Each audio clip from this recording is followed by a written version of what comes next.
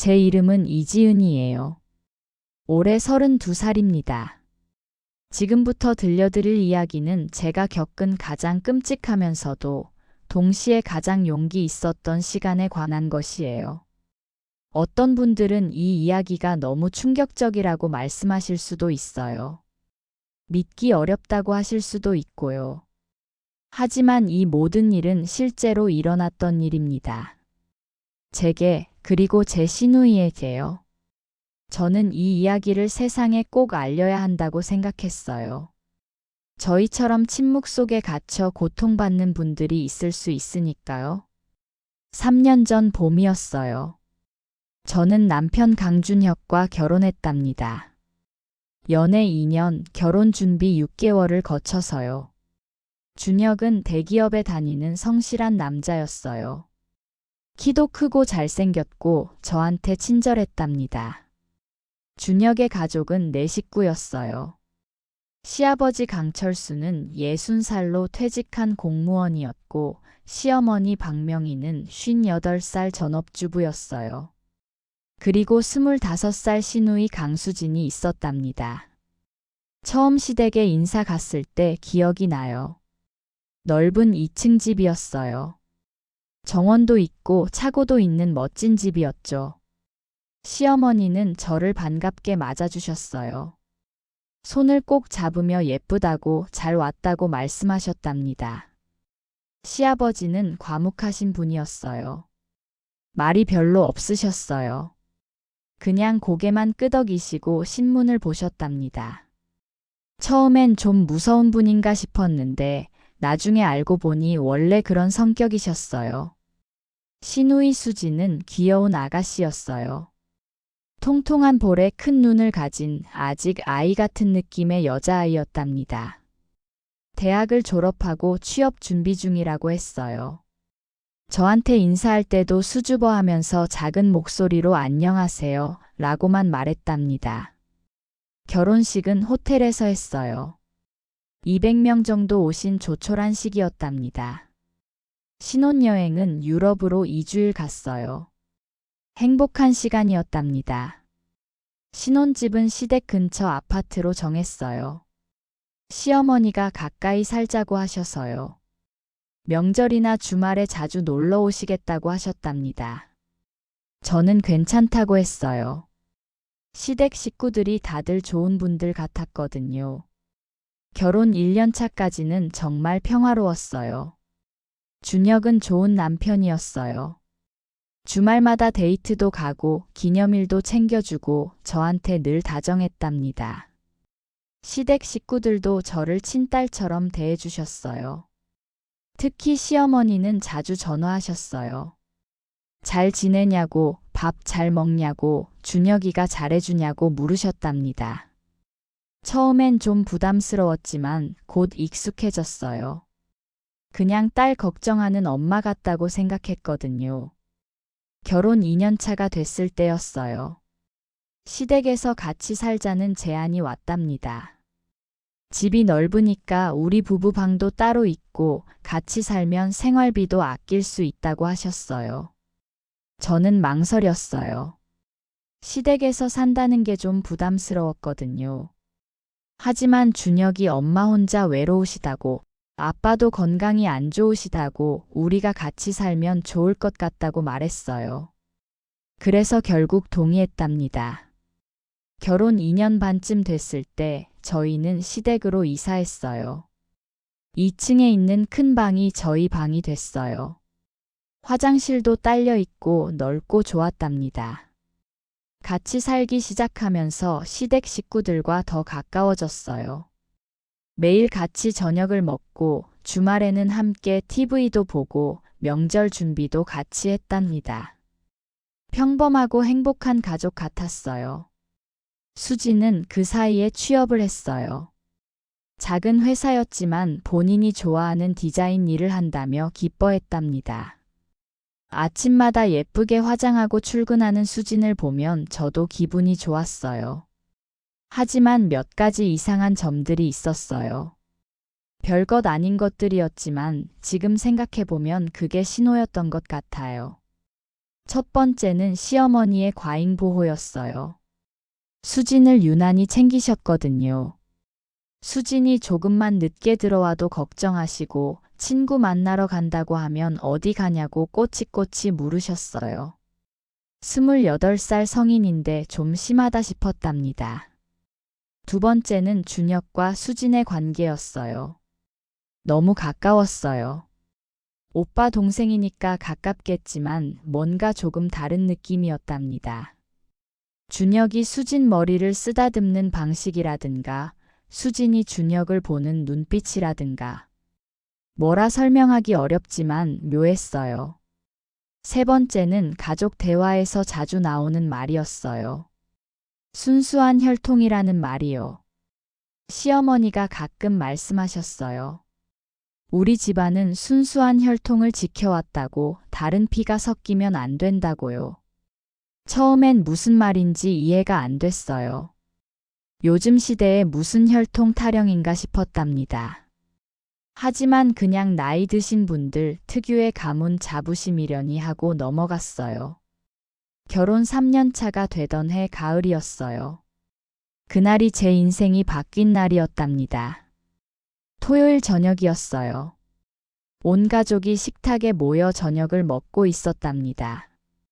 시어머니가 만드신 갈비찜과 잡채가 상에 올라와 있었어요. 맛있어 보였어요. 식사가 한창이었을 때 수진이 갑자기 숟가락을 내려놨어요. 그리고 조심스럽게 말했답니다.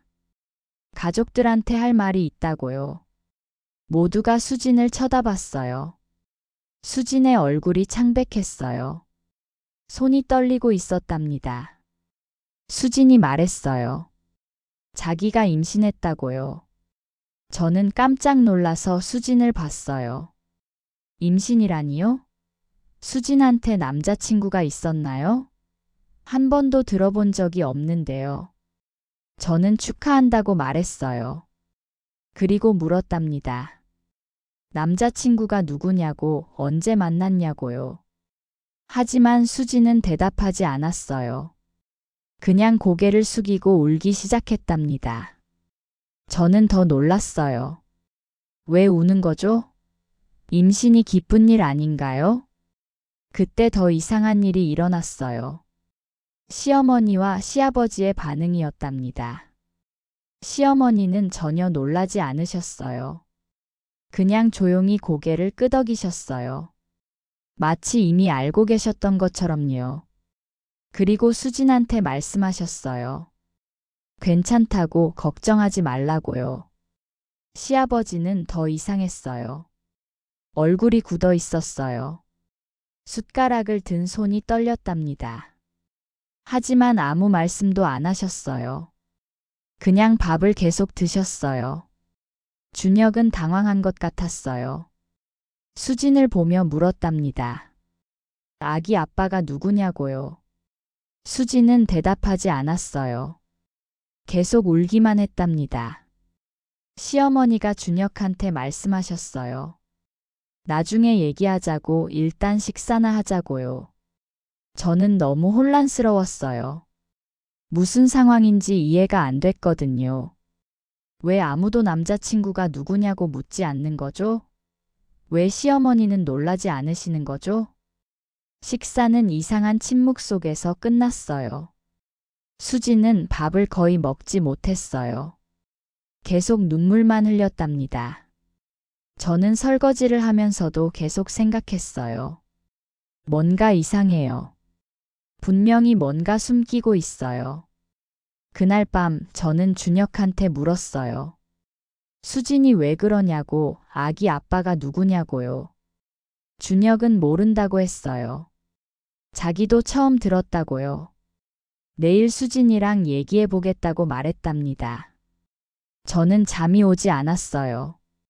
계속 수진 생각이 났거든요. 울던 얼굴, 떨리던 손, 창백한 얼굴이요. 자정쯤이었을까요? 저는 침대에서 일어났어요. 목이 말라서 물을 마시러 가려고 했답니다. 복도로 나왔는데 불이 꺼져 있었어요.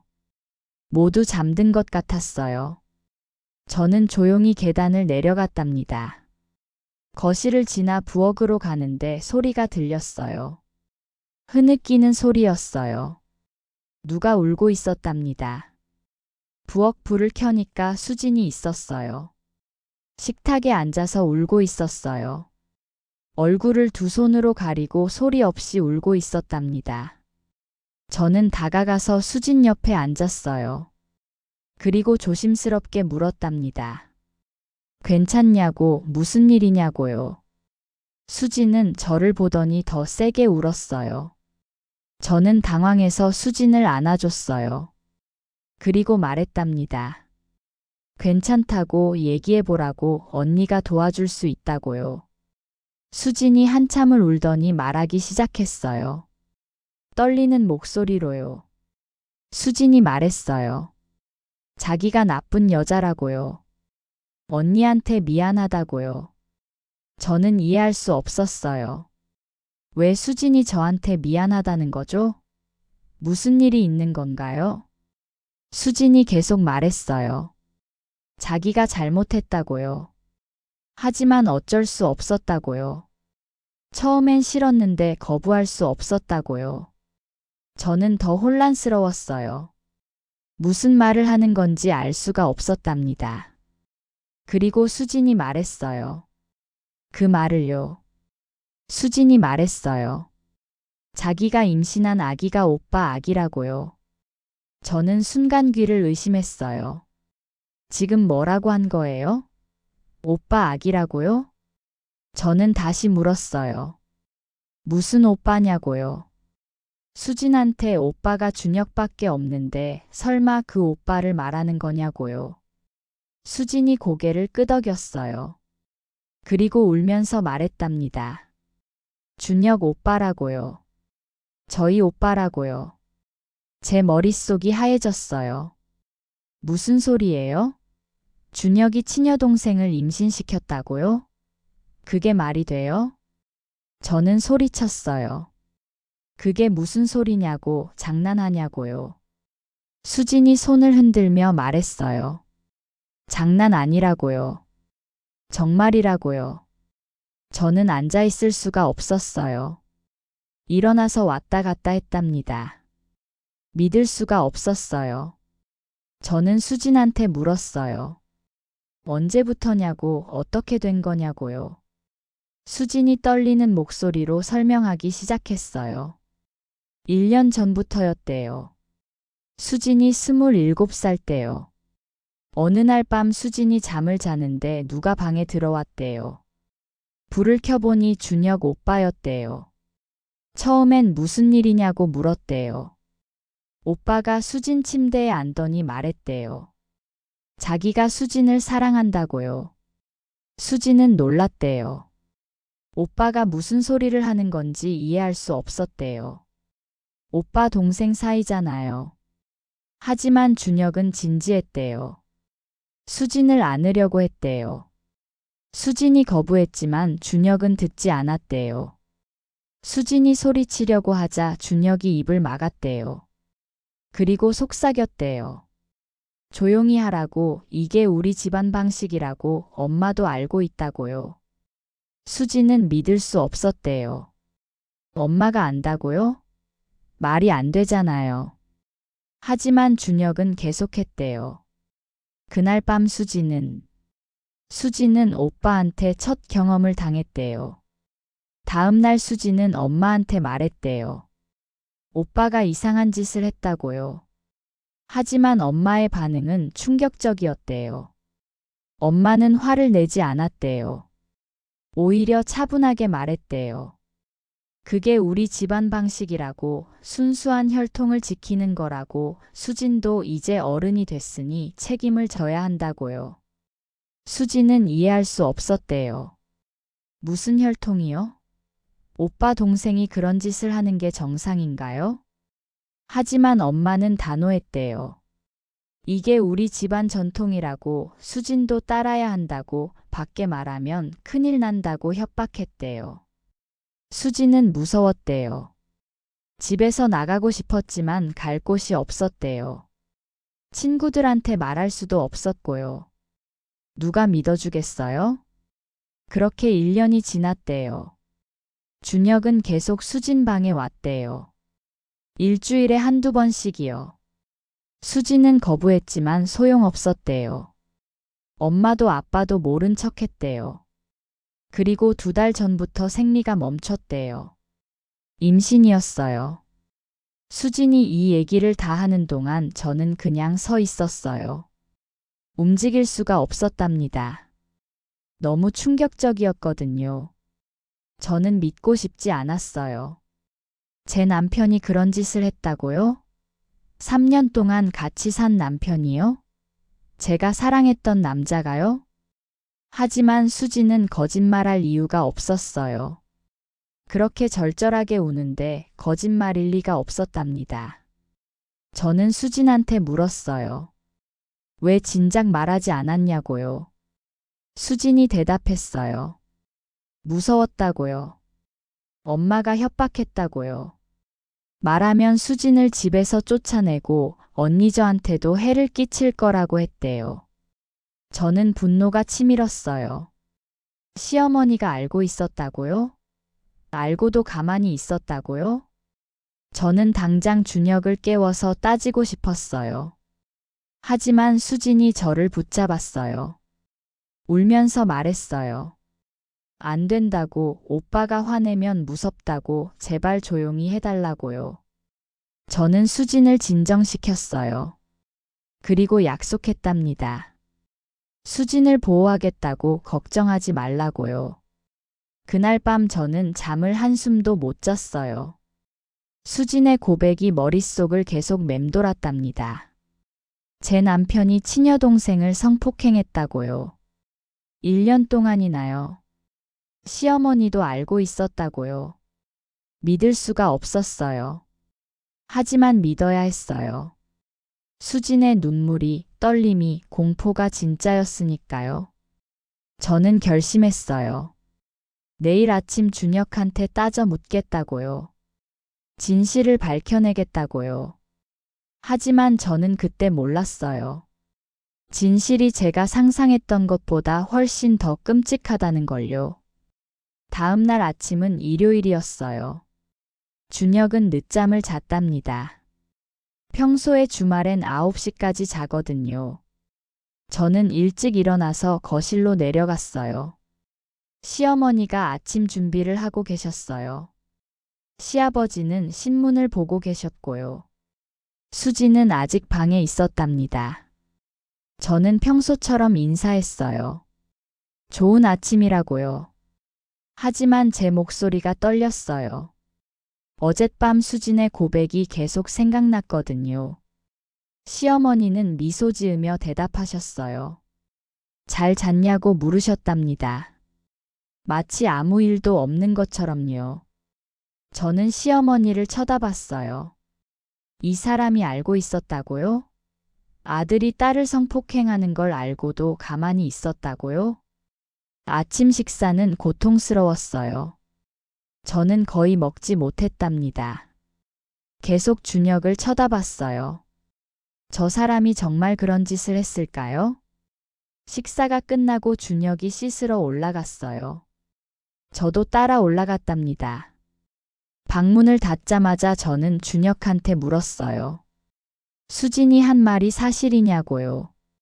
준혁이 멈칫했어요. 그리고 물었답니다. 무슨 말이냐고요. 저는 직접적으로 말했어요. 수진을 임신시킨 게 당신이냐고요. 준혁의 얼굴이 굳어졌어요. 한참 동안 아무 말도 하지 않았답니다. 저는 다시 물었어요. 대답하라고요. 사실이냐고요. 준혁이 한숨을 쉬었어요.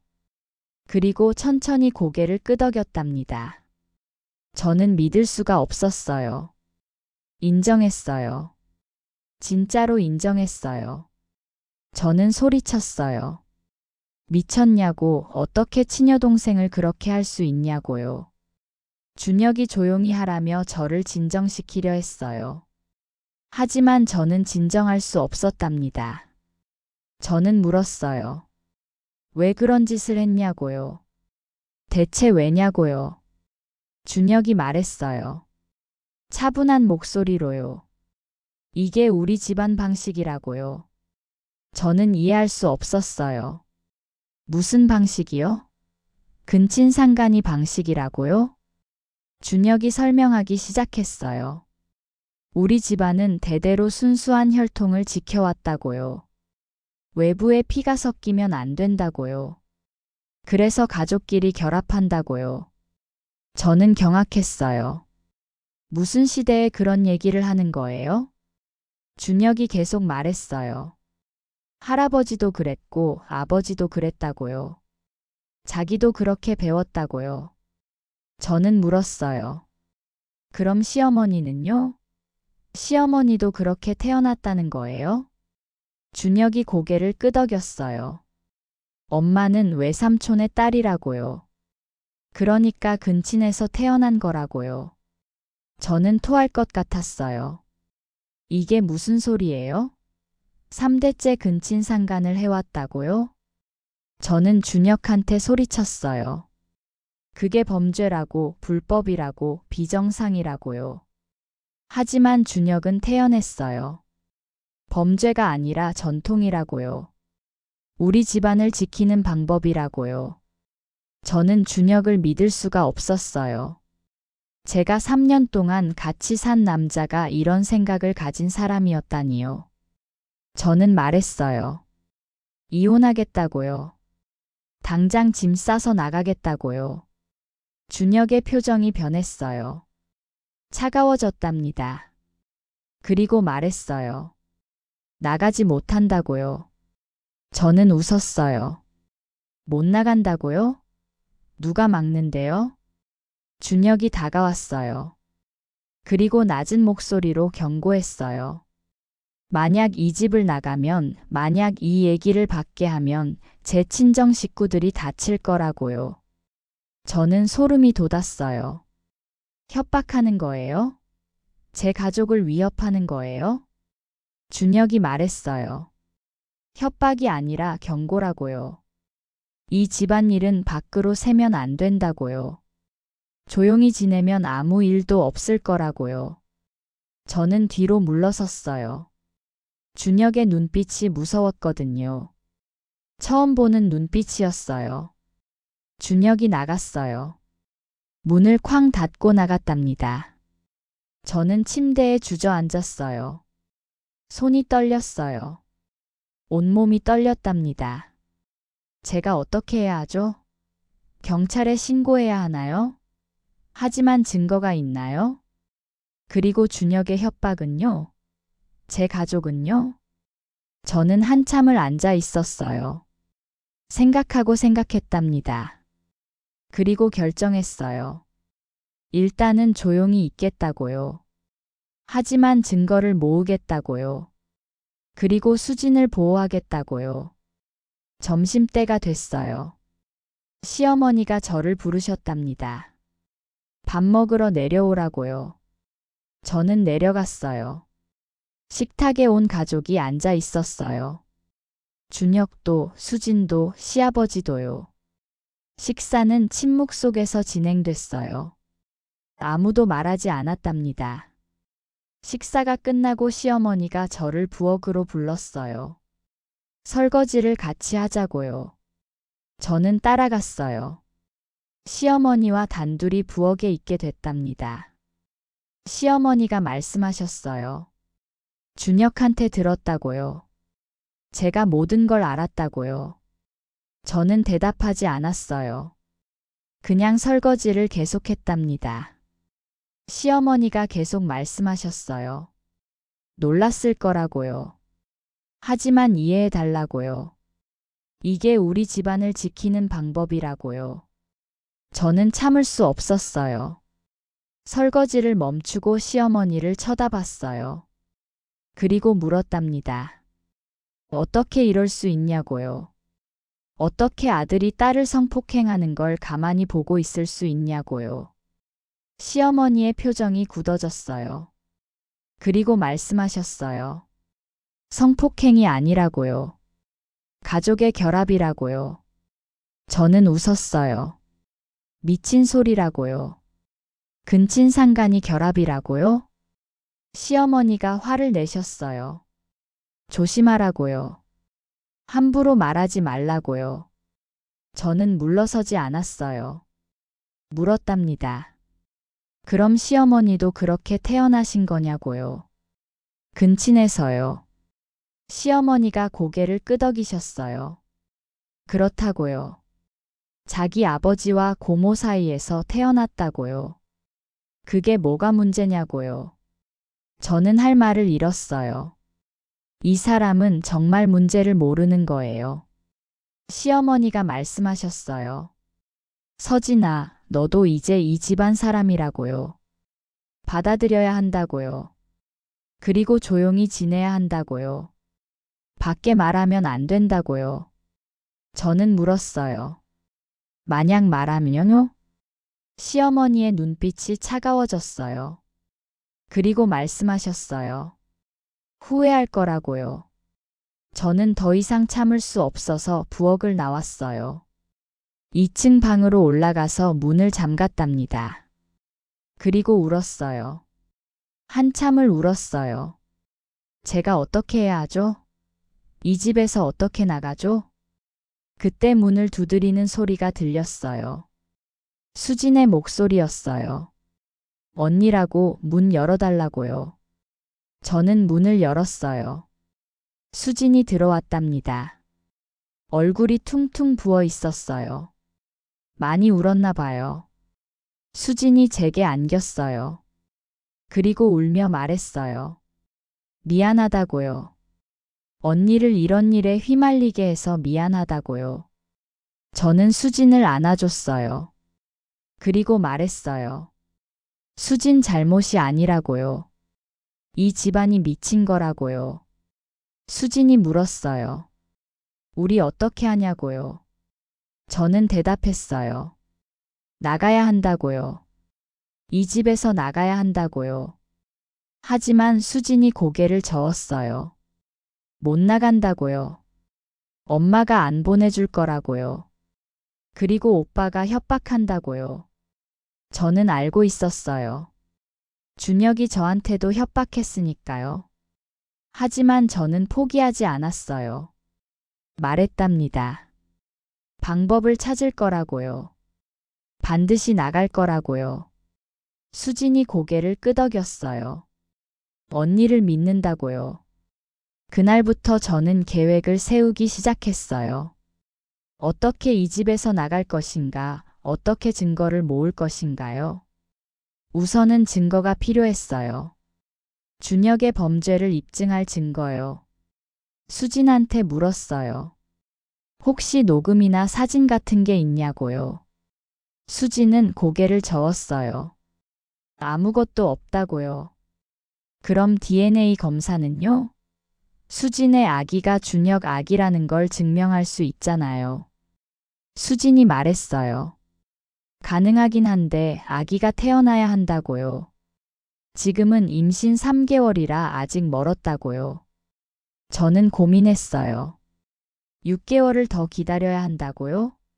그동안 이 집에서 살아야 한다고요? 하지만 다른 방법이 없었어요. 일단은 참아야 했답니다. 며칠이 지났어요. 저는 평소처럼 행동했어요. 아무것도 모르는 척했어요. 준혁한테도 시어머니한테도 웃으며 대했답니다. 하지만 밤마다 악몽을 꿨어요. 준혁이 수진 방에 들어가는 꿈, 시어머니가 웃으며 지켜보는 꿈이요. 일주일쯤 지났을 때였어요. 저는 시댁 서재에서 이상한 걸 발견했어요. 시아버지의 책상 서랍을 정리하다가 낡은 노트를 찾았답니다. 시아버지의 일기장 같았어요. 저는 몰래 읽어봤어요. 그리고 충격을 받았답니다. 일기에는 시아버지의 고백이 적혀 있었어요. 자기도 어릴 때부터 고모와 강제로 관계를 맺었다고요. 시어머니를 임신시킨 것도 자기 의사가 아니었다고요. 시아버지는 평생 죄책감에 시달렸대요. 하지만 집안 어른들의 압박에 저항하지 못했다고요. 그리고 이제 아들이 똑같은 짓을 하고 있다고 자기가 막아야 하는데 용기가 없다고 적혀 있었답니다. 마지막 페이지에는 이렇게 적혀 있었어요. 이 저주를 끊어야 한다. 누군가는 용기를 내야 한다. 저는 가슴이 아팠어요. 시아버지도 피해자였던 거예요. 하지만 침묵하고 있는 거예요. 저는 일기장을 다시 서랍에 넣었어요. 그리고 생각했답니다. 시아버지를 설득할 수 있을까요? 같이 나갈 수 있을까요? 기회는 며칠 후에 왔어요. 시어머니와 준혁이 외출한 날이었답니다. 집에는 저와 수진 그리고 시아버지만 있었어요. 저는 시아버지를 찾아갔어요. 서재에 계셨답니다. 저는 조심스럽게 말씀드렸어요. 아버님, 얘기 좀 할 수 있냐고요. 시아버지가 고개를 드셨어요. 그리고 한숨을 쉬셨답니다.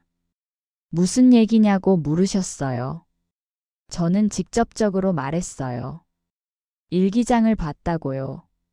모든 걸 안다고요. 시아버지의 얼굴이 창백해졌어요. 하지만 화를 내지는 않으셨어요. 그냥 고개를 숙이셨답니다. 저는 계속 말했어요. 같이 나가자고요. 경찰에 신고하자고요. 이 집안의 범죄를 끝내자고요. 시아버지가 고개를 저으셨어요. 안 된다고요. 너무 늦었다고요. 저는 이해할 수 없었어요. 왜 늦었어요? 지금이라도 해야 하잖아요. 시아버지가 설명하셨어요. 자기가 신고하면 자기도 범죄자가 된다고요. 명희 시어머니를 임신시킨 것도 범죄라고요. 감옥에 갈 거라고요. 저는 말했어요. 그래도 해야 한다고요. 수진을 위해서라도요. 시아버지가 한참을 침묵하셨어요. 그리고 말씀하셨어요. 도와주고 싶다고요. 하지만 방법을 모르겠다고요. 저는 제안했어요. 증거를 주시면 된다고요. 가게도 같은 거요. 3대에 걸친 근친의 증거를요. 시아버지가 놀라셨어요. 어떻게 아느냐고요. 저는 말했어요. 준혁한테 들었다고요. 할아버지도 아버님도 준혁도 모두 근친 관계였다고요. 시아버지가 고개를 끄덕이셨어요. 그리고 일어나셨답니다. 벽장을 여셨어요. 벽장 깊숙한 곳에서 낡은 봉투를 꺼내셨어요. 그리고 저한테 주셨답니다. 봉투 안에는 가계도가 있었어요. 아주 오래된 누렇게 바랜 종이었어요. 저는 가계도를 펼쳐봤어요.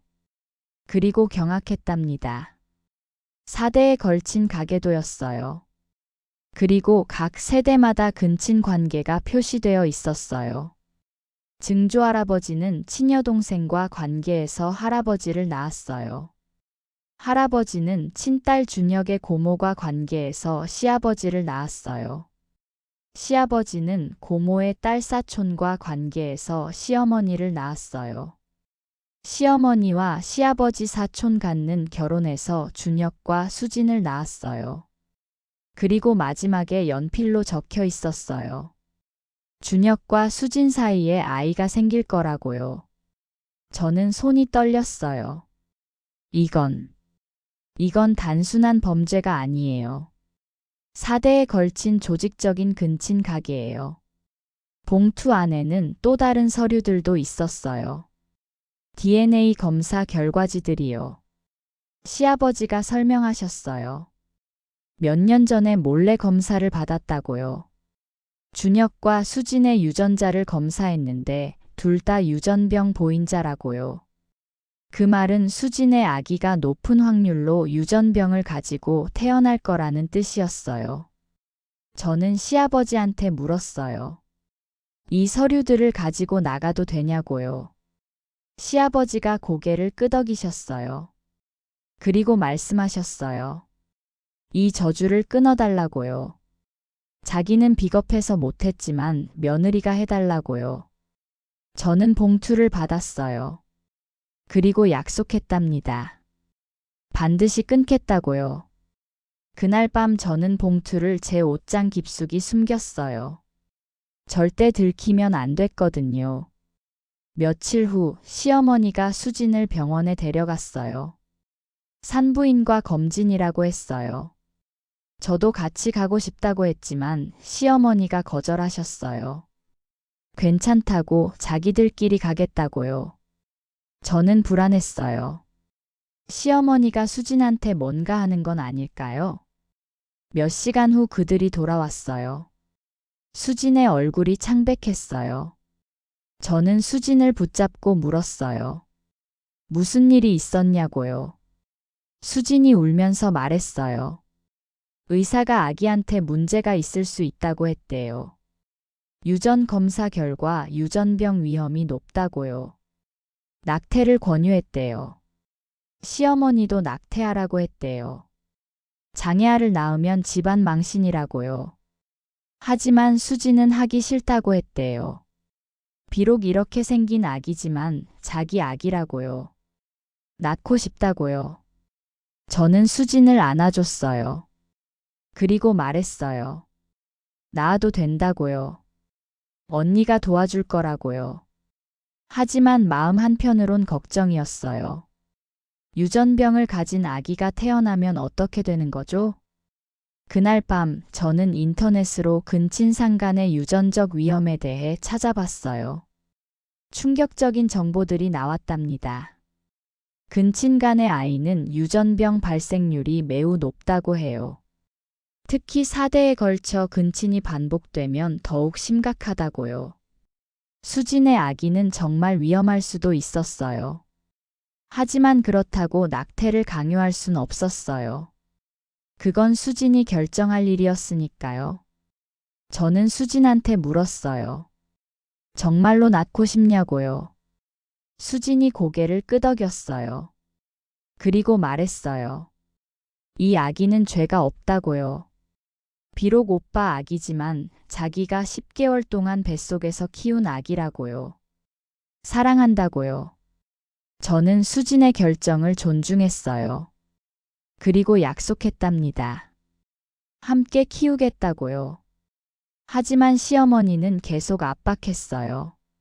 매일 수진한테 낙태하라고 했어요. 장애아를 낳으면 평생 고생한다고요. 수진은 버텼어요. 절대 안 한다고요. 그러자 시어머니의 태도가 변했어요. 차가워졌답니다.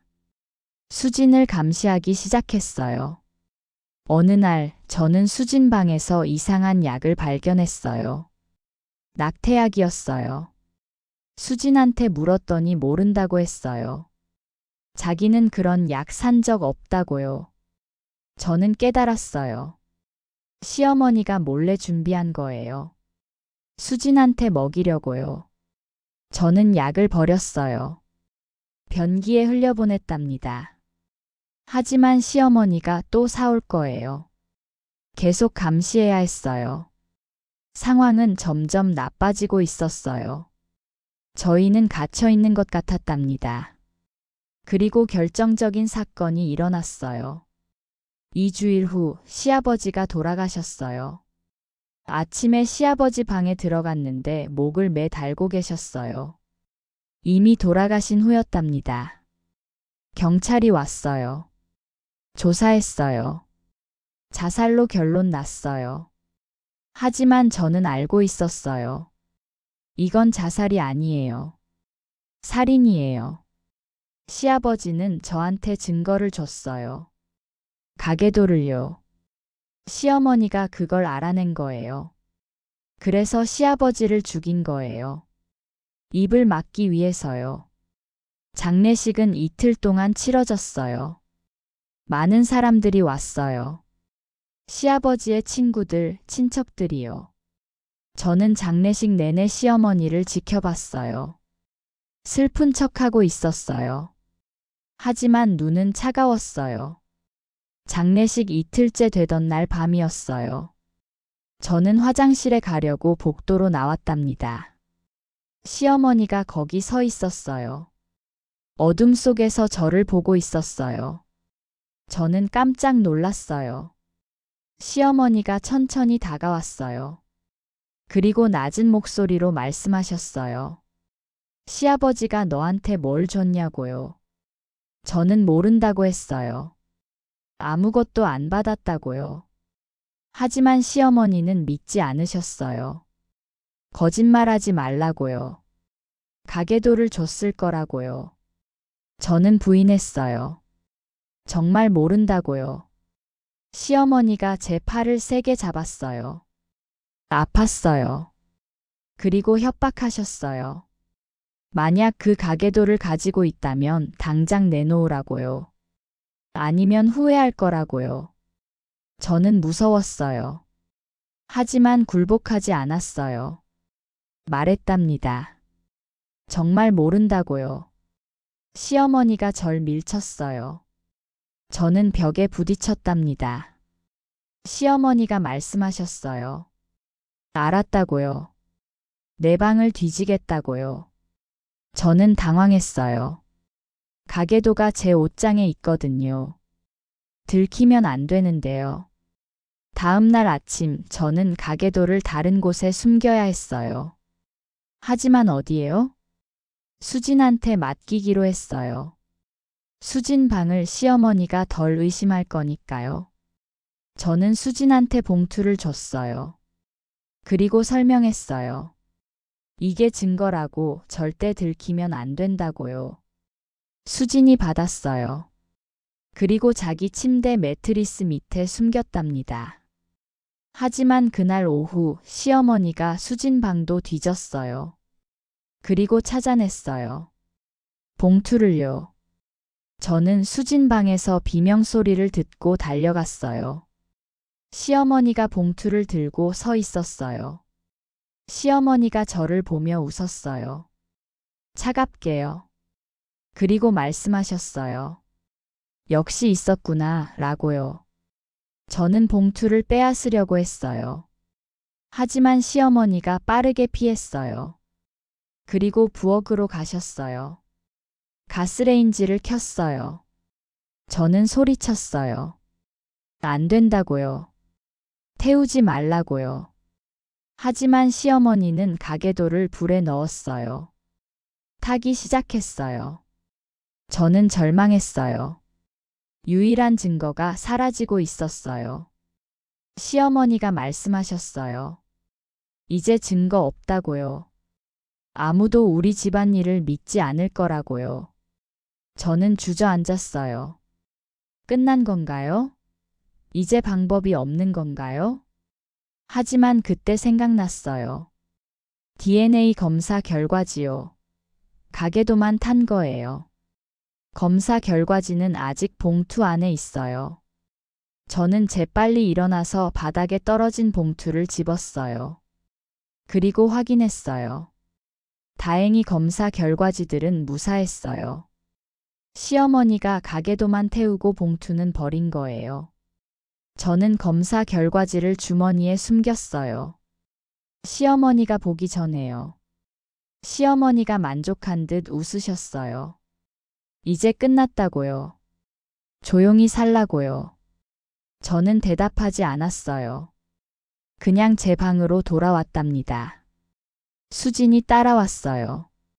울면서 미안하다고 했어요.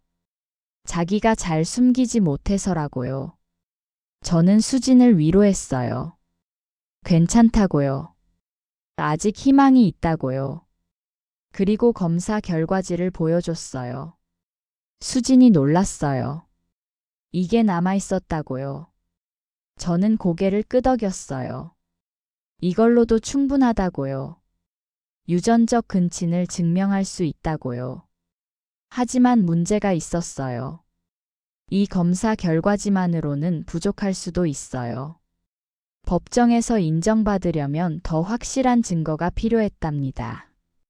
저는 생각했어요. 뭐가 더 필요할까요? 그리고 떠올랐어요. 녹음이요. 준혁이나 시어머니가 근친상간을 인정하는 말을 녹음하면 되는 거예요. 저는 수진한테 말했어요. 계획을요. 수진이 걱정했어요. 위험하다고요. 들키면 어떻게 하냐고요. 저는 말했어요. 해야 한다고요. 이게 우리의 유일한 기회라고요. 수진이 고개를 끄덕였어요. 언니를 믿는다고요.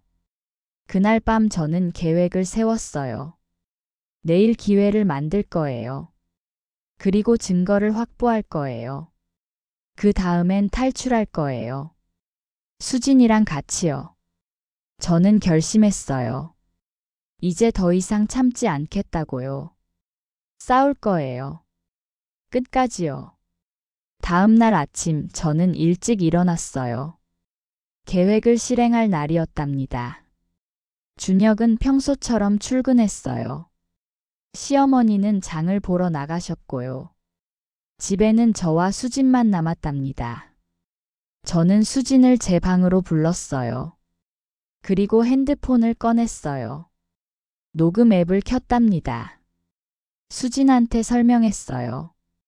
오늘 저녁에 준혁이나 시어머니한테 직접 물어볼 거라고요.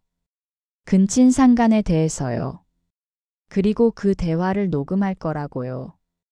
수진이 걱정했어요. 위험하다고요. 화내면 어떻게 하냐고요. 저는 말했어요. 괜찮다고요. 가족들이 다 있는 저녁 식사 시간에 할 거라고, 여럿이 있으면 폭력은 못 쓸 거라고요. 수진이 불안한 표정이었지만 고개를 끄덕였어요. 저녁 때가 됐어요. 온 가족이 식탁에 모였답니다. 시어머니가 만든 된장찌개와 생선구이가 상에 올라왔어요. 저는 주머니 속 핸드폰의 녹음 버튼을 눌렀어요. 이미 켜놓은 상태였답니다. 식사가 시작됐어요. 저는 숟가락을 들다가 준혁을 쳐다봤어요. 그리고 물었어요.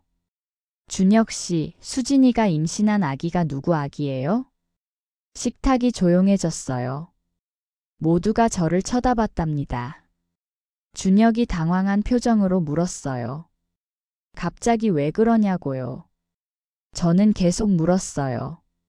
당신 아기 맞죠? 친여동생을 임신시킨 거 맞죠? 시어머니가 끼어들었어요. 서진아, 식사 중에 무슨 소리냐고요.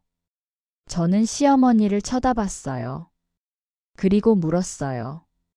어머님도 아시죠? 준혁이가 수진이를 1년 동안 성폭행했다는 거요. 그리고 임신시켰다는 거요. 시어머니의 얼굴이 굳어졌어요. 조심하라고 하셨어요. 함부로 말하지 말라고요. 저는 물러서지 않았어요. 계속 말했답니다. 이게 범죄라고요.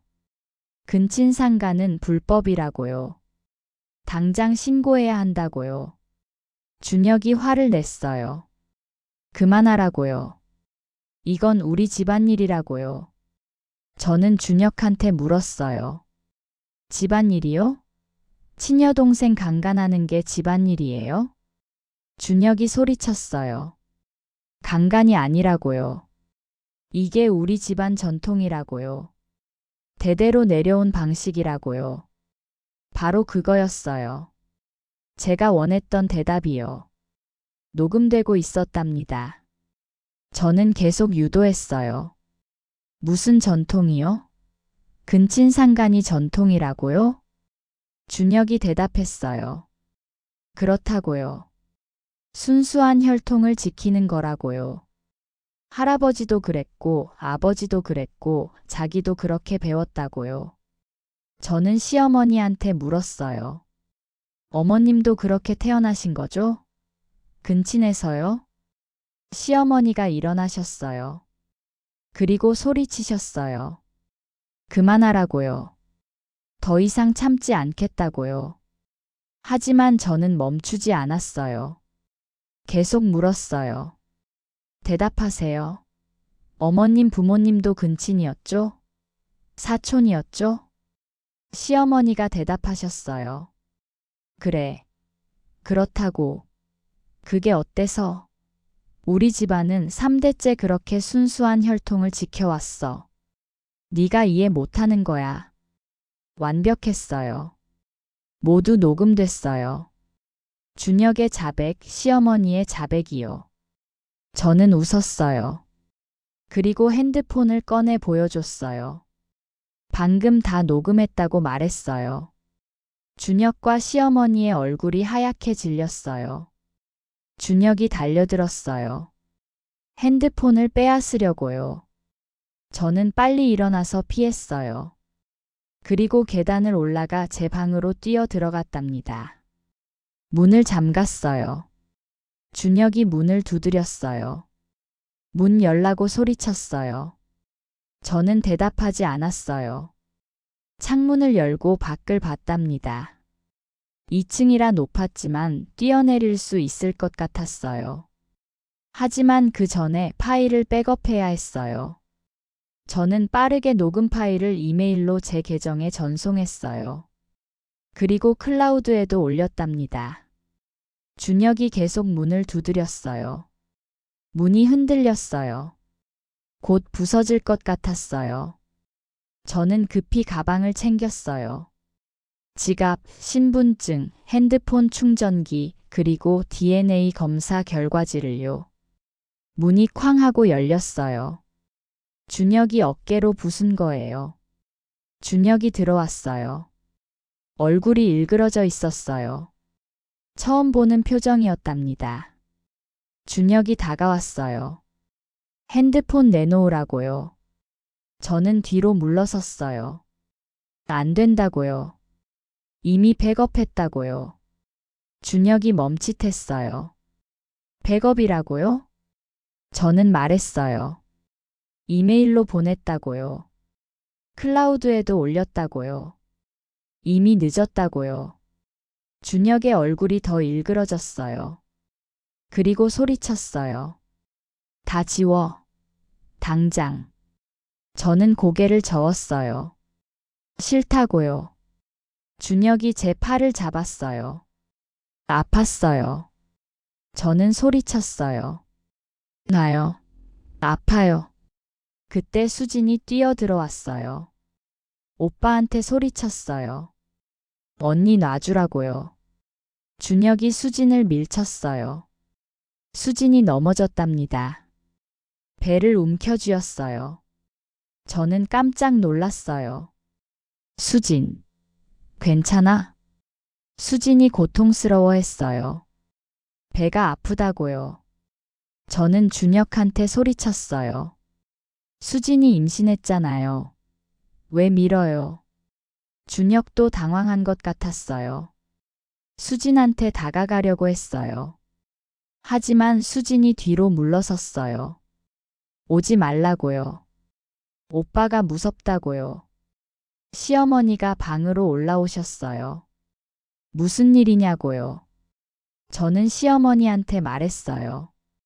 수진이가 넘어졌다고요. 병원 가야 한다고요. 시어머니가 수진을 보셨어요. 그리고 저를 노려보셨어요. 내 탓이라고요. 저는 항변했어요. 제 탓이 아니라고요. 준혁이가 밀었다고요. 시어머니는 듣지 않으셨어요. 그냥 수진을 부축해서 일으켰어요. 그리고 내려가셨답니다. 준혁은 저한테 다가왔어요. 그리고 낮은 목소리로 경고했어요. 파일 지우지 않으면 후회할 거라고요. 저는 준혁을 똑바로 쳐다봤어요. 그리고 말했어요. 안 지운다고요. 이미 경찰에도 보냈다고요. 거짓말이었어요. 아직 경찰에는 안 보냈거든요. 하지만 준혁을 협박하고 싶었어요. 준혁의 얼굴이 창백해졌어요. 경찰에 보냈다고요? 저는 고개를 끄덕였어요. 그렇다고요. 이미 끝났다고요. 준혁이 멈칫했어요. 그리고 방을 나갔답니다. 저는 문을 다시 잠그려고 했지만 문이 부서져서 안 됐어요. 그냥 의자로 막았답니다. 그리고 침대에 앉아서 생각했어요. 이제 어떻게 해야 하죠? 파일은 백업했어요. 하지만 아직 경찰에는 안 보냈어요. 보내야 하나요? 아니면 더 기다려야 하나요? 수진이 걱정됐어요. 배를 움켜쥐던 모습이 계속 생각났답니다. 아기는 괜찮을까요? 1시간쯤 지났을까요? 시어머니가 다시 올라오셨어요. 문을 두드리셨답니다. 저는 의자를 치우고 문을 조금 열었어요. 뭐냐고 물었어요. 시어머니가 말씀하셨어요. 수진이가 병원에 갔다 왔다고요. 아기는 괜찮다고요. 저는 안도했어요. 다행이에요. 시어머니가 계속 말씀하셨어요. 서진아, 우리 얘기 좀 하자고요. 저는 뭘 얘기하냐고 물었어요. 시어머니가 들어오셨어요. 그리고 침대에 앉으셨답니다. 시어머니가 말씀하셨어요. 녹음 파일 지워달라고요. 제발이라고요. 저는 고개를 저었어요. 안 된다고요. 시어머니가 사정하셨어요. 지우면 뭐든 해주겠다고요. 돈도 줄 수 있다고요. 저는 웃었어요. 돈이요? 돈으로 범죄를 덮으시려고요? 시어머니의 표정이 변했어요. 그럼 어쩔 거냐고요. 정말 신고할 거냐고요. 저는 고개를 끄덕였어요. 당연하다고요. 시어머니가 일어나셨어요. 그리고 말씀하셨어요. 후회할 거라고요. 내 친정 부모한테 뭔 짓을 할지 모른다고요. 저는 말했어요. 제 부모님은 이미 돌아가셨다고요. 협박 안 통한다고요. 시어머니가 멈칫하셨어요. 그렇지, 부모가 없었지. 그럼 친구들은? 직장 동료들은? 저는 겁나지 않는 척했어요. 하고 싶은 대로 하라고요. 하지만 법은 못 피한다고요. 시어머니가 나가셨어요. 문을 쾅 닫고요. 저는 혼자 남았어요. 손이 떨렸어요. 사실은 무서웠거든요. 하지만 물러설 순 없었어요. 이미 너무 멀리 왔어요. 저는 핸드폰을 들었어요. 그리고 경찰서 번호를 찾았답니다. 신고해야 하나요? 지금 당장요? 하지만 망설여졌어요. 만약 신고하면 준혁과 시어머니가 정말로 위험한 짓을 할까요? 저는 일단 기다리기로 했어요. 내일 아침에 결정하겠다고요. 그날 밤은 지옥 같았어요. 잠을 한숨도 못 잤답니다. 계속 소음이 들렸어요. 준혁과 시어머니가 아래층에서 뭔가 얘기하는 소리요. 새벽 4시쯤이었어요. 갑자기 조용해졌어요. 너무 조용했어요. 저는 불안했어요. 일어나서 문 쪽으로 갔답니다. 귀를 기울였어요. 아무 소리도 안 들렸어요. 저는 의자를 치우고 조심스럽게 문을 열었어요. 복도는 어두웠답니다. 수진 방으로 가야 했어요. 수진이 괜찮은지 확인해야 했거든요. 저는 조용히 복도를 걸었어요. 수진 방문 앞에 섰어요. 노크하려는데 문이 잠겨 있지 않았어요. 문을 열고 들어갔어요. 불을 켰어요. 수진이 침대에 없었어요. 저는 놀랐어요. 수진이 어디 갔죠? 화장실인가 싶어서 나왔어요. 복도 화장실을 확인했어요. 없었어요. 저는 아래층으로 내려갔어요. 거실, 부엌, 화장실을 다 찾아봤어요. 수진이 없었답니다. 혹시 밖에 나간 건가요? 새벽 4시예요? 저는 현관으로 갔어요. 신발장을 확인했어요. 수진 신발이 없었어요. 문을 열려고 하는데 잠겨 있었어요. 열쇠가 없었답니다. 평소에는 현관 열쇠가 신발장 위에 있었는데 없어졌어요. 저는 깨달았어요. 시어머니가 치운 거예요. 저를 가두려고요. 저는 뒷문으로 갔어요. 역시 잠겨 있었어요.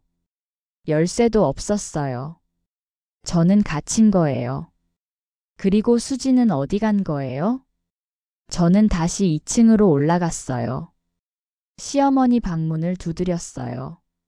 어머님, 수진이 어디 있어요? 대답이 없었어요. 저는 더 세게 두드렸어요. 문 열어요. 그때 준혁이 자기 방에서 나왔어요. 뭐 하는 거냐고 물었어요. 저는 소리쳤어요. 수진이 어디 있냐고요.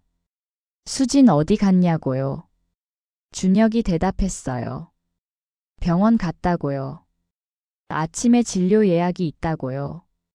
저는 믿을 수 없었어요. 새벽 4시에 병원이요? 말이 안 되잖아요. 준혁이 한숨을 쉬었어요. 그리고 말했어요.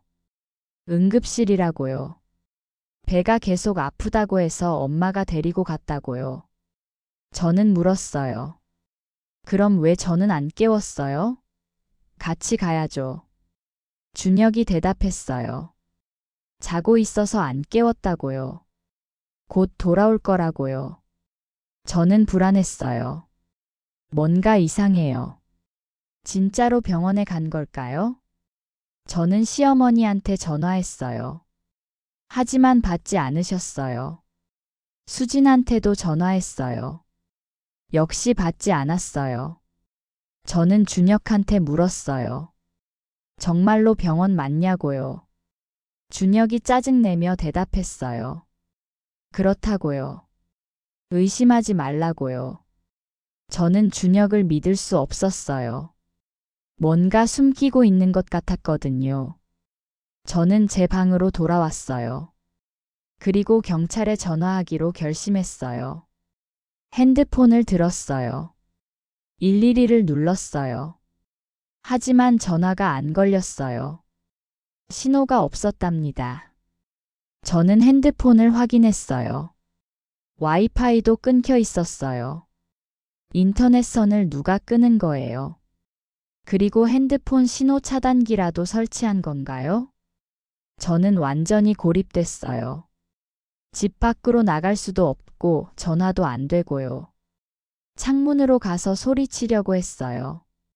하지만 이 집은 외딴 곳에 있었어요. 이웃집이 멀었답니다. 아무도 제 소리를 듣지 못할 거예요. 저는 절망했어요. 어떻게 해야 하죠? 그때 문득 생각났어요. 컴퓨터요. 제 노트북이 있잖아요. 노트북을 켰어요. 와이파이를 연결하려고 했지만 역시 안 됐어요. 하지만 저는 포기하지 않았어요. 이더넷 케이블을 찾았어요.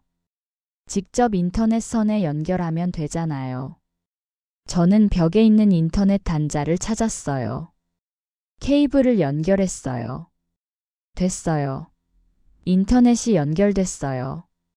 저는 빠르게 이메일을 열었어요. 그리고 경찰서 이메일 주소를 찾았어요. 이메일을 쓰기 시작했어요. 제 상황을 설명했어요. 갇혀 있다고 도와달라고요. 그리고 녹음 파일과 DNA 검사 결과지 사진을 첨부했답니다. 주소도 적었어요. 빨리 와달라고요. 이메일을 보냈어요. 전송됐어요. 저는 안도의 한숨을 쉬었어요. 이제 경찰이 올 거예요. 조금만 버티면 돼요. 하지만 얼마나 걸릴까요? 1시간? 2시간? 그 사이에 준혁이나 시어머니가 저한테 뭔가 할까요? 저는 방문을 다시 의자로 막았어요. 그리고 기다렸답니다. 1시간이 지났어요. 아무 일도 없었어요. 2시간이 지났어요. 6시가 됐어요. 해가 떴어요. 저는 창문으로 밖을 봤어요. 조용했어요. 아무도 안 왔어요. 경찰이 왜 안 오는 거죠? 이메일을 못 봤나요? 7시가 됐어요. 갑자기 차 소리가 들렸어요. 저는 창문으로 달려갔어요. 차가 도착했어요. 시어머니와 수진이 내렸어요. 수진은 걸어서 집으로 들어갔어요. 멀쩡해 보였어요. 저는 안도했어요. 수진이 무사해요. 정말로 병원에 갔었나 봐요. 하지만 뭔가 이상했어요. 수진의 표정이요. 멍했어요. 마치 넋이 나간 것처럼요. 저는 방에서 나가려고 했어요. 의자를 치우고 문을 열었어요. 복도로 나갔는데 시어머니가 서 있었어요. 저는 물었어요. 수진이 괜찮냐고요. 시어머니가 웃었어요. 괜찮다고요. 이제 걱정 안 해도 된다고요. 저는 무슨 뜻이냐고 물었어요. 시어머니가 대답하셨어요. 수진이가 낙태했다고요. 저는 얼어붙었어요. 뭐라고요? 낙태요? 시어머니가 고개를 끄덕이셨어요. 그렇다고요. 새벽에 병원 데려가서 수술했다고요. 이제 악이 없다고요. 저는 믿을 수 없었어요. 강제로 낙태시켰다고요? 저는 수진한테 달려갔어요. 수진 방으로 들어갔어요. 수진이 침대에 누워 있었어요. 눈물을 흘리고 있었답니다. 저는 수진한테 물었어요. 정말이냐고요? 낙태했냐고요? 수진이 고개를 끄덕였어요. 그리고 울었어요. 소리 없이 울었답니다. 저는 수진을 안아줬어요. 미안하다고 말했어요. 제가 지키지 못해서 미안하다고요. 수진이 말했어요. 언니 잘못이 아니라고요. 엄마가 강제로 했다고요. 병원에서 수면 마취시키고 그냥 수술했다고요. 저는 분노했어요. 이건 살인이에요. 강제 낙태는 범죄예요. 저는 일어나서 시어머니한테 가려고 했어요. 소리치려고요. 하지만 수진이 저를 붙잡았어요. 안 된다고요. 더 자극하지 말라고요. 저는 참았어요. 수진 때문에요. 그날 하루 종일 저는 수진을 간호했어요. 물도 갖다 주고 밥도 갖다 주고요. 시어머니는 한 번도 올라오지 않으셨어요. 죄책감이 있는 건지 아니면 그냥 신경 안 쓰는 건지 모르겠어요. 저녁이 됐어요. 저는 여전히 경찰을 기다리고 있었어요. 하지만 안 왔어요. 왜 안 오는 거죠? 이메일을 정말 못 본 건가요? 밤 9시쯤이었어요. 갑자기 초인종이 울렸어요. 저는 창문으로 달려가서 봤어요. 경찰차가 2대 있었어요. 드디어 왔어요. 저는 소리쳤어요. 여기요. 2층이에요. 도와주세요. 경찰관들이 저를 봤어요. 그리고 현관으로 갔어요. 시어머니가 문을 열었어요. 경찰관들과 얘기했어요. 잠시 후 경찰관들이 2층으로 올라왔어요. 제 방으로 왔답니다. 저는 경찰관들한테 모든 걸 설명했어요. 갇혀 있었다고, 수진이 강제로 낙태당했다고, 준혁이 수진을 성폭행했다고요. 경찰관들이 심각한 표정으로 들었어요. 그리고 증거가 있냐고 물었어요. 저는 노트북을 보여줬어요. 녹음 파일과 DNA 검사 결과지 사진이요. 경찰관들이 파일을 확인했어요. 그리고 고개를 끄덕였어요. 경찰관 한 명이 아래층으로 내려갔어요. 그리고 준혁과 시어머니를 체포했답니다. 준혁이 저항했어요. 하지만 경찰관들이 수갑을 채웠어요. 시어머니는 조용히 따라갔어요. 마지막으로 저를 보며 말씀하셨어요. 후회할 거라고요. 저는 대답하지 않았어요. 이미 끝난 거예요. 경찰관들이 수진도 병원에 데려가겠다고 했어요. 검사를 받아야 한다고요. 저도 같이 갔어요. 구급차를 타고요. 병원에 도착했어요. 수진은 부인과 검사를 받았어요. 강제 낙태의 증거를 채취했답니다. 저도 진술서를 썼어요. 경찰서에서요. 모든 걸 자세히 적었어요. 그날 밤 저와 수지는 경찰서 보호시설에서 잤어요. 안전한 곳이었답니다. 처음으로 편히 잘 수 있었어요. 다음 날 아침 저는 경찰관한테서 연락을 받았어요. 추가 조사가 필요하다고요. 경찰은 시댁을 압수수색했대요. 그리고 여러 가지 증거를 찾았답니다. 시아버지의 서재에서 또 다른 일기장들을 발견했대요. 수십 년 치였어요. 시아버지가 평생 기록한 거였답니다. 일기장에는 이 집안의 끔찍한 역사가 담겨 있었어요. 증조할아버지 때부터 시작된 근친상간이요. 경찰은 또한 시어머니의 방에서 낙태약을 발견했대요. 불법으로 구입한 거였어요. 수진한테 먹이려고 준비했던 거라고 해요.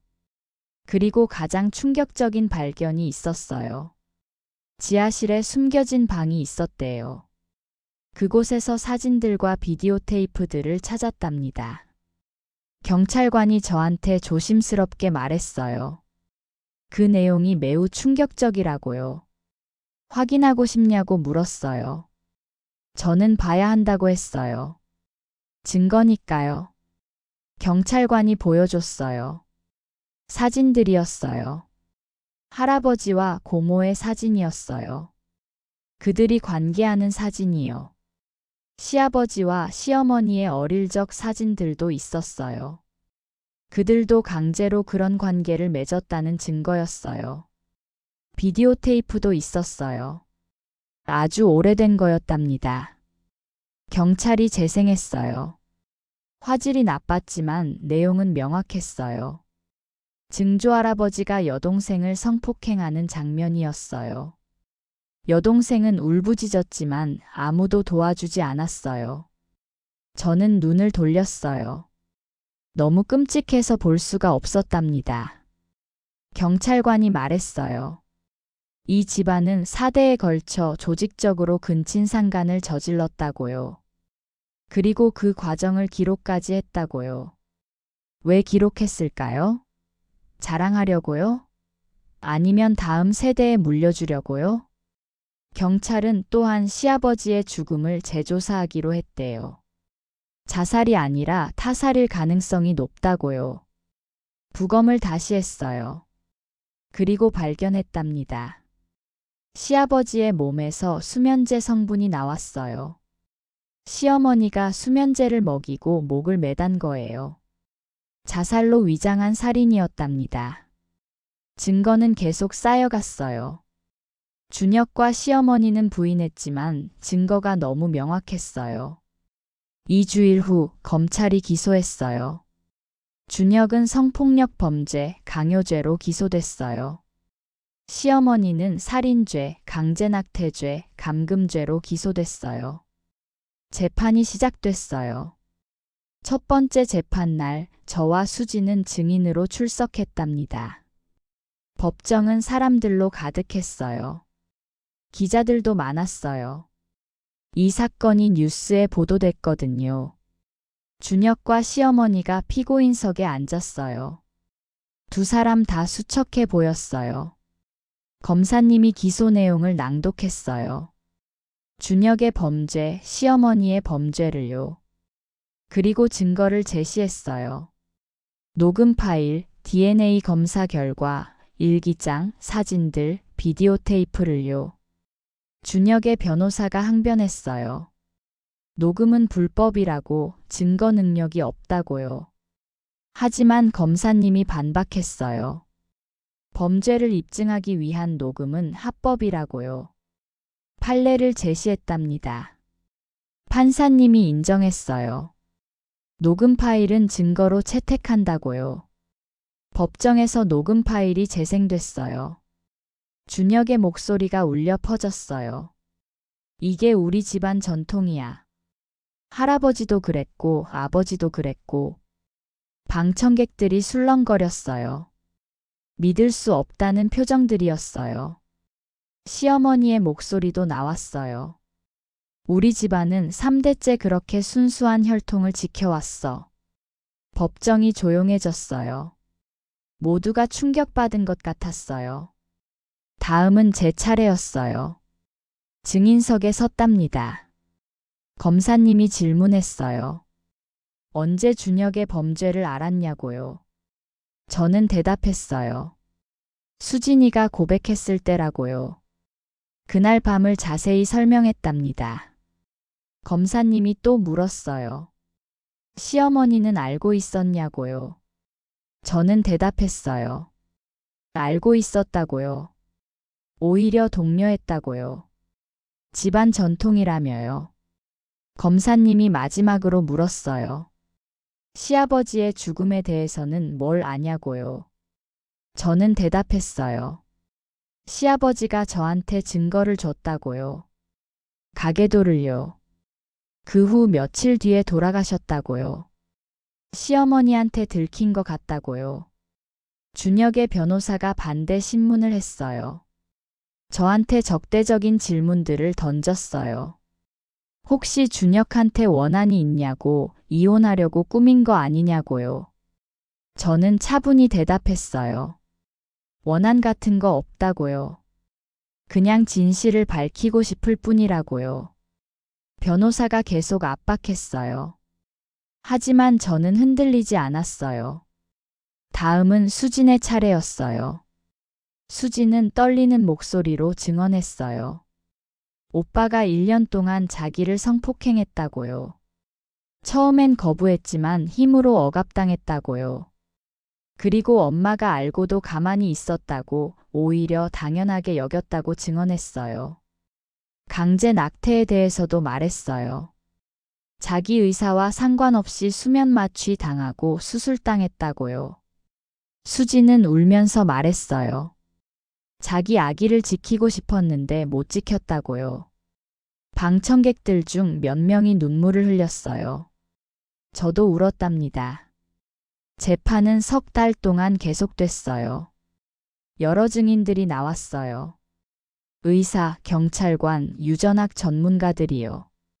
유전학 전문가는 DNA 검사 결과를 설명했어요. 준혁과 수진의 유전자가 근친 관계를 나타낸다고요. 그리고 시어머니도 근친에서 태어났다는 증거가 있다고요. 의사는 수진의 강제 낙태를 확인했어요. 본인 동의 없이 수술이 진행됐다고요. 증거는 압도적이었어요. 준혁과 시어머니는 변명할 수 없었답니다. 마지막 재판날이 왔어요. 판결 선고일이었어요. 판사님이 판결문을 읽기 시작했어요. 피고인 강준혁, 친족 성폭행죄로 유죄. 징역 12년을 선고한다. 피고인 박명희, 살인죄, 강제낙태죄, 감금죄로 유죄. 무기징역을 선고한다. 법정이 술렁거렸어요. 무기징역이라니요. 판사님이 계속 말씀하셨어요. 이 사건은 4대에 걸친 조직적 범죄이며 피해자들에게 씻을 수 없는 상처를 남겼다고요. 특히 피고인 박명희는 자신도 피해자였으면서 가해자가 됐다고요. 용서할 수 없다고요. 판결이 끝났어요. 준혁과 시어머니는 끌려갔어요. 저와 수지는 법정을 나왔어요. 기자들이 몰려들었어요. 소감이 어떠냐고, 앞으로 어떻게 할 거냐고 물었어요. 저는 카메라를 보며 말했어요. 정의가 실현됐다고요. 그리고 다른 피해자들에게 말하고 싶다고요. 침묵하지 말라고요. 신고하라고요. 당신은 혼자가 아니라고요. 기자들이 박수를 쳤어요. 저는 수진의 손을 잡고 법원을 나왔답니다. 그날 저녁, 저와 수진은 작은 아파트에서 둘이 살기 시작했어요. 임대한 거였답니다. 수진은 아직 회복 중이었어요. 육체적으로도 정신적으로도요. 저는 수진을 돌봤어요. 밥도 해주고 병원도 같이 가고요.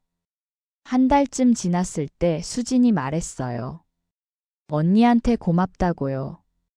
언니가 아니었으면 평생 그 지옥에 갇혀 살았을 거라고요. 저는 수진을 안아줬어요. 그리고 말했어요. 우리가 함께 이겨낸 거라고요. 수진이 물었어요. 이제 어떻게 할 거냐고요. 저는 생각했어요. 뭘 해야 할까요? 일단 직장을 구해야 했어요. 생활비가 필요하니까요. 저는 결혼하고 직장을 그만뒀었거든요. 이력서를 넣기 시작했어요. 몇 군데 면접도 봤답니다. 한 달 후 작은 회사에서 일자리를 얻었어요. 격리일이었어요. 월급은 많지 않았지만 생활하기엔 충분했어요. 수진도 회복하면서 다시 일을 시작했어요. 예전 회사로 돌아갔답니다. 회사에서 이해해 주더라고요. 우리는 천천히 일상을 되찾아갔어요. 하지만 가끔 악몽을 꿨어요. 그 집으로 돌아가는 꿈, 준혁이 쫓아오는 꿈이요. 수진도 마찬가지였어요. 밤마다 소리 지르며 깼답니다. 저희는 상담을 받기 시작했어요. 트라우마 전문 상담사한테요. 상담이 도움이 됐어요. 조금씩 나아졌답니다. 6개월쯤 지났을 때 저한테 연락이 왔어요. 출판사에서였어요. 책을 쓸 의향이 있냐고 물었어요. 제 경험을 책으로 내면 많은 사람들한테 도움이 될 거라고요. 저는 고민했어요. 그 경험을 다시 떠올리는 게 고통스러울 것 같았거든요. 하지만 수진이 말했어요. 쓰는 게 좋을 것 같다고요. 다른 피해자들을 도울 수 있다고요. 저는 결심했어요. 쓰기로요. 6개월 동안 책을 썼어요. 매일 밤 노트북 앞에 앉아서 기억을 떠올렸어요. 고통스러웠어요. 하지만 필요한 일이었답니다. 책이 완성됐어요. 제목은 침묵을 깬 며느리였어요. 부제는 나는 어떻게 근친상간 가문을 폭로했는가였답니다. 책이 출간됐어요. 반응이 뜨거웠어요. 베스트셀러가 됐답니다. 많은 사람들이 편지를 보내왔어요. 용기를 얻었다는 편지, 자기도 비슷한 상황이라는 편지요. 저는 가능한 모든 편지에 답장했어요. 그리고 도와줄 방법을 찾았답니다. 1년 후 저는 비영리 단체를 설립했어요. 근친상간 피해자 지원센터였어요. 수진도 함께 일했어요. 우리는 피해자들을 상담하고 법적 지원을 하고 쉼터를 제공했답니다. 많은 피해자들이 찾아왔어요. 저희의 도움으로 신고하고 탈출했어요. 저희의 일은 의미 있었어요. 매일 누군가를 구하는 일이었으니까요. 2년이 지났어요. 어느 날 수진이 말했어요.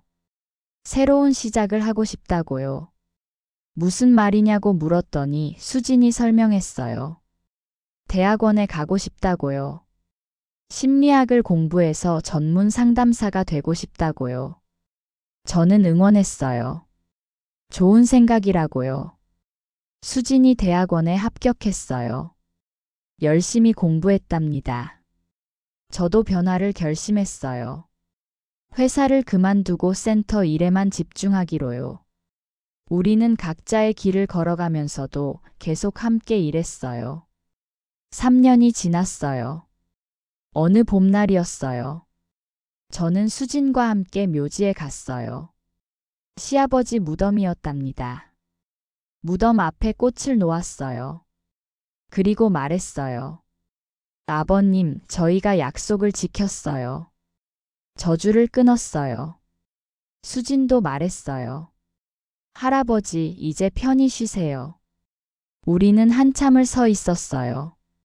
바람이 불어왔답니다.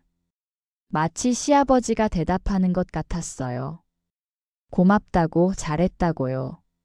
묘지를 떠나면서 수진이 말했어요. 언니, 우리 이겼죠? 저는 고개를 끄덕였어요. 그래, 우리가 이겼어. 4년이 지났어요. 저는 36살이 됐고 수지는 32살이 됐답니다. 센터는 크게 성장했어요. 직원도 10명으로 늘었고 전국에서 피해자들이 찾아왔어요. 수지는 대학원을 졸업하고 임상심리사 자격을 땄어요. 센터에서 상담사로 일하기 시작했답니다. 저는 이사장으로서 센터를 운영했어요. 기금도 모으고 정부의 정책도 제안하고요. 우리의 활동은 언론의 주목을 받았어요. 여러 상도 받았답니다. 하지만 가장 보람 있는 건 피해자들이 새 삶을 시작하는 걸 보는 거였어요. 어느 날 25살쯤 되어 보이는 여자가 센터를 찾아왔어요. 여자는 울면서 말했어요. 자기 오빠가 10년 동안 자기를 성폭행했다고요. 부모님도 알고 있지만 가만히 있다고요. 저는 여자를 안아줬어요. 그리고 말했어요. 괜찮다고, 이제 안전하다고요. 저희가 도와줄 거라고요. 여자는 저희의 도움으로 신고했어요. 오빠는 체포됐고 여자는 쉼터에서 보호받았답니다. 6개월 후 여자는 새 직장을 구하고 자취를 시작했어요. 그리고 센터에 찾아와서 고맙다고 했어요. 저는 이런 순간들이 너무 좋았어요. 누군가의 삶을 바꿀 수 있다는 게요. 5년째 되던 해 저한테 새로운 기회가 왔어요. 국회에서 근친상간 처벌을 강화하는 법안을 준비하고 있었어요. 그리고 저한테 자문을 요청했답니다. 저는 국회에 가서 증언했어요. 제 경험을 바탕으로 법이 어떻게 바뀌어야 하는지 설명했어요. 의원들이 경청했어요. 그리고 법안을 통과시켰답니다. 새 법은 근친상간에 대한 처벌을 크게 강화했어요. 그리고 피해자 보호 시스템도 개선했어요. 저는 뿌듯했어요. 제 경험이 법을 바꿨다니요. 6년째 되던 해 수진이 중요한 얘기를 했어요. 저녁을 먹으면서 수진이 조심스럽게 말했어요. 언니, 나 남자친구 생겼어. 저는 깜짝 놀라서 수진을 봤어요. 정말이냐고요? 수진이 고개를 끄덕였어요. 그리고 수줍게 웃었답니다. 저는 기뻤어요. 수진이 다시 사랑을 시작했다니요. 남자친구는 수진이 센터에서 만난 자원봉사자였대요. 착하고 따뜻한 사람이라고 했어요. 저는 수진한테 물었어요. 그 사람한테 과거 얘기했냐고요. 수진이 고개를 끄덕였어요. 다 말했대요. 그런데 그 사람이 이해해 준대요. 오히려 수진이 용감하다고 칭찬했대요. 저는 수진을 안아줬어요. 잘했다고, 행복하라고요. 몇 달 후 저도 수진의 남자친구를 만났어요. 정말로 좋은 사람이었답니다. 1년 후 수진이 결혼했어요. 작은 결혼식이었지만 따뜻했어요. 저는 수진의 들러리를 섰어요. 수진이 웨딩드레스를 입고 걸어 들어올 때 울었답니다. 행복한 눈물이었어요. 결혼식이 끝나고 수진이 저한테 말했어요. 언니 덕분이라고요. 언니가 아니었으면 이런 날이 올 수 없었을 거라고요. 저는 말했어요. 수진이 스스로 이겨낸 거라고요. 나는 그냥 옆에 있었을 뿐이라고요. 수진이 웃었어요. 그리고 물었어요. 언니는 언제 결혼해요? 저는 웃으며 대답했어요. 글쎄, 아직 생각 없다고요. 사실이었어요. 저는 아직 새로운 사람을 만날 준비가 안 됐거든요. 준혁과의 결혼이 너무 큰 상처였답니다. 하지만 수진이 말했어요. 언니도 행복할 자격 있다고요. 천천히 생각해 보라고요. 저는 고개를 끄덕였어요. 그럴게요. 7년째 되던 해 저는 책을 또 한 권 썼어요. 이번에는 피해자들의 이야기를 모은 책이었어요. 센터에서 만난 50명의 이야기를요. 각자의 고통, 용기, 회복의 과정을 담았답니다. 책 제목은 우리는 살아남았다였어요. 출간 후 반응이 뜨거웠어요. 많은 사람들이 공감했고 눈물 흘렸고 용기를 얻었답니다. 저는 전국을 돌며 강연을 했어요. 학교, 기업, 단체에서 초청했거든요. 강연에서 저는 항상 같은 메시지를 전했어요. 침묵하지 마세요. 당신은 혼자가 아닙니다. 도움을 요청하세요. 당신은 살아남을 수 있습니다. 8년째 되던 어느 날이었어요. 센터에 한 남자가 찾아왔어요. 40대 중반쯤 되어 보였어요. 남자는 저를 보더니 울기 시작했어요. 그리고 말했어요. 자기가 준혁의 대학 동창이라고요. 뉴스를 보고 충격받았다고요. 전혀 몰랐다고요. 그리고 말했어요. 책을 읽고 많이 배웠다고요. 고맙다고요. 저는 남자의 손을 잡았어요. 그리고 말했어요. 고마워해야 할 사람은 피해자들이라고요. 남자가 물었어요. 준혁은 지금 어떻게 지내냐고요. 저는 대답했어요. 감옥에 있다고요. 앞으로 4년을 더 있어야 한다고요. 남자가 한숨을 쉬었어요. 그리고 말했어요. 가족이 사람을 망친다고요. 좋은 가족도 있지만 나쁜 가족도 있다고요. 저는 동의했어요. 맞다고요. 가족이라는 이름으로 얼마나 많은 범죄가 숨겨지는지 모른다고요. 남자가 말했어요. 선생님 같은 분들이 있어서 세상이 조금씩 나아진다고요. 저는 미소 지었어요. 고맙다고요. 남자가 떠나고 저는 창밖을 봤어요. 햇살이 따뜻했어요. 봄이 왔답니다. 9년째 되던 해 수진이 임신했어요. 수진은 기뻐하면서도 불안해했어요. 저한테 물었어요. 자기가 좋은 엄마가 될 수 있을까요? 저는 수진을 안아줬어요. 그리고 말했어요. 당연히 좋은 엄마가 될 거라고요. 수진은 강하고 따뜻한 사람이라고요. 수진이 말했어요. 언니 덕분이라고요. 언니가 자기를 구해줘서 이런 행복이 가능한 거라고요. 저는 눈물이 났어요. 행복한 눈물이었답니다. 9개월 후 수진이 딸을 낳았어요. 건강한 아기였어요. 저는 산후조리원에 찾아가서 아기를 봤어요. 너무 예뻤답니다. 수진이 아기를 안고 저한테 말했어요. 아기 이름을 지었다고요. 희망이라고요. 저는 물었어요. 왜 희망이냐고요. 수진이 대답했어요. 이 아기가 새로운 시작이라고요. 저주가 끊긴 첫 세대라고요. 희망을 상징한다고요. 저는 눈물을 흘렸어요. 그리고 말했어요. 아름다운 이름이라고요. 희망이를 보면서 저는 생각했어요. 우리가 정말 이겼구나. 저주를 끊었구나.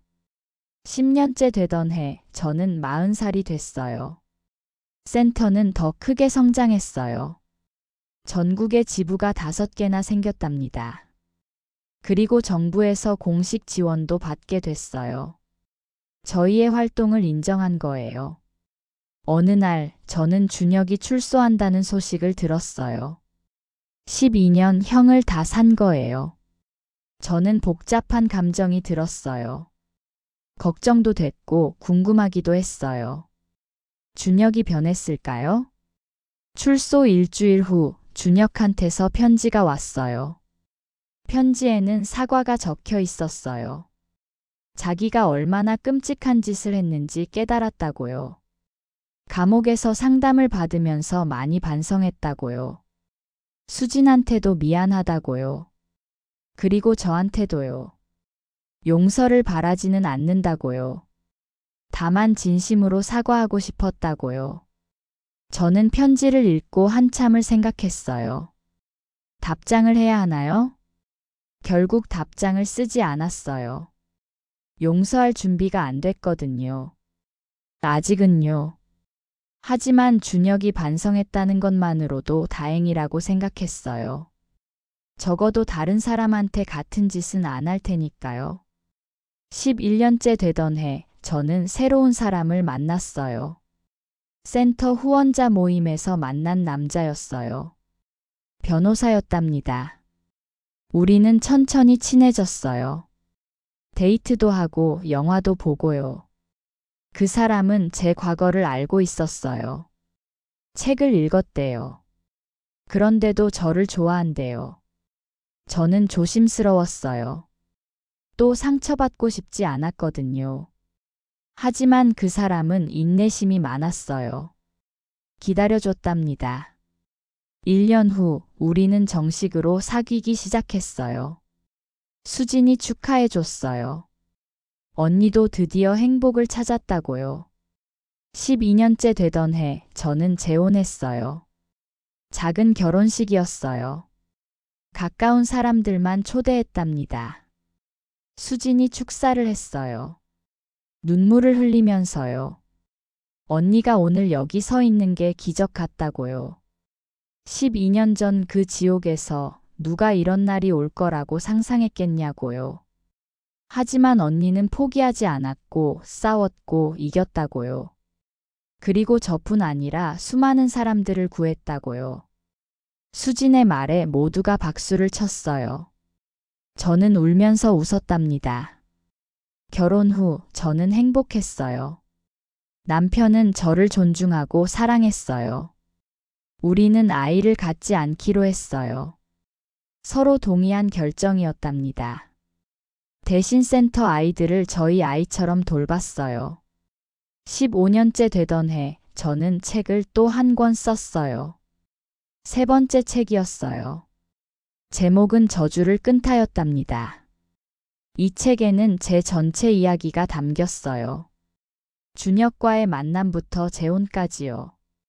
그리고 15년 동안 센터를 운영하며 만난 수백 명의 이야기도 담았어요. 책의 마지막 장에 저는 이렇게 썼어요. 15년 전 저는 지옥 같은 집에 갇혀 있었습니다.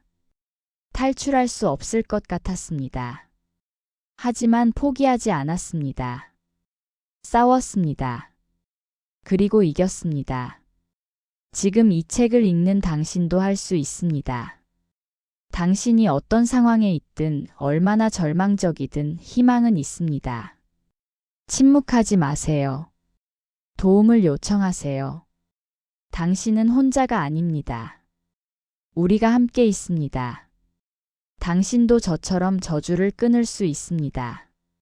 그리고 새로운 삶을 시작할 수 있습니다. 용기를 내세요. 당신은 할 수 있습니다. 책이 출간되고 큰 반향을 일으켰어요.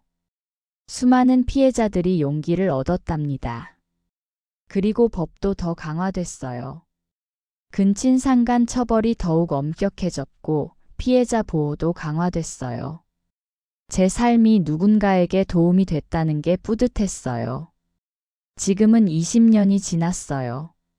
저는 45살이 됐답니다. 수지는 41살이 됐고 희망이는 11살이 됐어요. 센터는 전국구 조직이 됐어요. 매년 수천 명의 피해자를 돕고 있답니다. 저는 여전히 이사장으로 일하고 있어요. 수지는 센터의 수석 상담사가 됐고요. 희망이는 밝고 건강한 아이로 자랐어요. 춤을 좋아하고 그림도 잘 그려요. 어느 일요일이었어요. 저와 수진 그리고 희망이는 함께 공원에 갔답니다. 희망이가 뛰어놀고 있었어요. 웃으면서요. 수진이 저한테 말했어요. 언니, 저 아이 보면 기적 같지 않아요? 저는 고개를 끄덕였어요. 정말 기적이에요. 20년 전엔 상상도 못했던 일이죠. 수진이 말했어요. 만약 그때 언니가 포기했다면 저 아이는 태어나지 못했을 거예요. 저는 수진의 손을 잡았어요. 우리가 함께 만든 기적이에요. 희망이가 달려와서 저희를 안았어요. 이모, 엄마, 같이 놀아요. 우리는 웃으며 일어났어요. 그리고 희망이와 함께 뛰어놀았답니다. 햇살이 따뜻했어요. 바람이 시원했어요. 저는 행복했어요. 진정으로요. 20년 전 그 지옥 같은 집에서 누가 이런 날이 올 거라고 상상했겠어요? 하지만 해냈어요. 저희가요. 저주를 끊었어요. 새로운 삶을 시작했어요. 그리고 수많은 사람들도 도왔어요. 이제 저는 알아요. 포기하지 않으면 반드시 길이 열린다는 걸요. 세상의 모든 피해자들에게 말하고 싶어요. 당신도 할 수 있어요. 저처럼요. 용기를 내세요. 싸우세요. 그리고 이기세요. 당신의 삶은 당신의 것입니다. 누구도 빼앗을 수 없어요. 당신은 자유로울 자격이 있어요. 당신은 행복할 자격이 있어요. 포기하지 마세요. 희망은 있습니다. 항상요. 사연이 재미있으셨다면 구독과 좋아요를 눌러주세요. 영상 제작에 큰 힘이 됩니다. 인생이야기 채널에 오시면 더 재밌고 많은 사연을 들으실 수 있습니다.